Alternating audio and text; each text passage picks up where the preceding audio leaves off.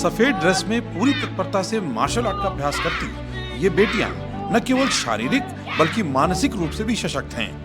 अब इन्हें कहीं भी आने जाने में डर नहीं लगता।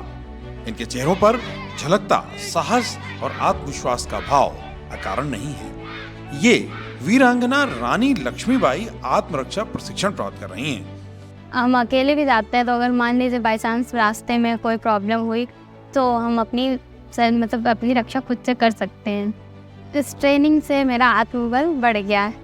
आत्मरक्षा हमको ज़रूरी इतना है कि हम कभी अकेले या कहीं जाते हैं तो हमको लड़के कोई भी छेड़ता है तो हम अपने से ही अपना रक्षा कर सकते हैं। अपने भाई बहन को भी सिखा के बता सकते हैं। कौशाम्बी के मंझनपुर विकास खंड के पवैया स्थित उच्च प्राथमिक विद्यालय की एक छात्राएं छेड़छाड़ करने वालों को मुंह तोड़ जवाब देने की हिम्मत रखती हैं। इतना ही नहीं, अपने साथ अपनी सहेलियों और सहपाठियों की भी रक्षा कर सकती हैं।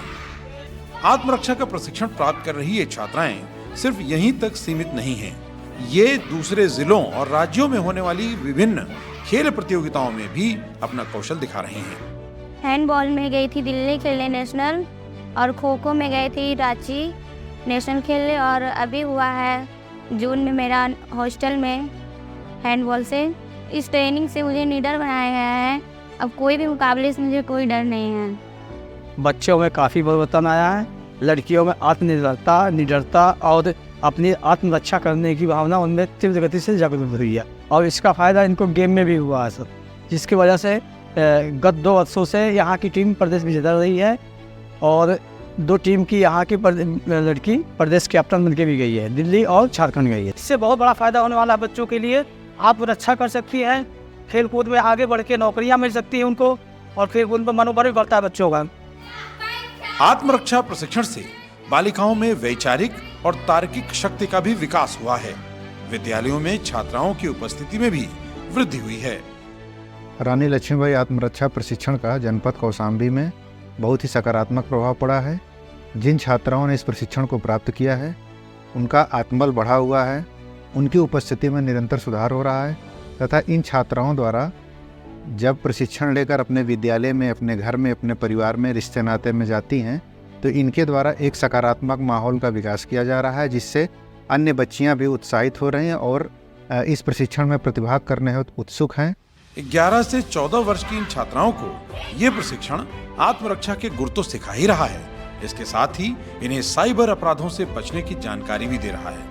बेसिक शिक्षा विभाग द्वारा विभिन्न विद्यालयों में कक्षा 6 से 8 तक 11 साल से 14 साल की उम्र के बच्चों को आत्मबल, आत्म सुरक्षा का विकास की बहुत आवश्यकता है।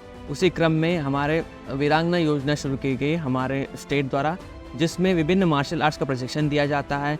साइबर क्राइम के संबंध में, महिला हेल्पलाइन के संबंध में उनको जानकारी भी दी जाती है। वीडियोस के माध्यम में उनको बताया भी जाता है, फिल्म्स के माध्यम से बताया भी जाता है कि कैसे आत्मरक्षा के संबंध में, हमारे मार्शल आर्ट्स के संबंध में कैसे हम लोग प्रशिक्षण लेना चाहिए और कैसे उसमें अपना योग्यता को बढ़ाना चाहिए। उत्तर प्रदेश सरकार द्वारा चलाए जा रहे वीरांगना रानी लक्ष्मीबाई आत्मरक्षा प्रशिक्षण कार्यक्रम के तहत छात्राओं को 1 वर्ष से अधिक समय से जूडो, कराटे और ताइक्वांडो आदि मार्शल आर्ट्स का प्रशिक्षण दिया जा रहा है, जो इन्हें शारीरिक रूप से सशक्त बना रहा है।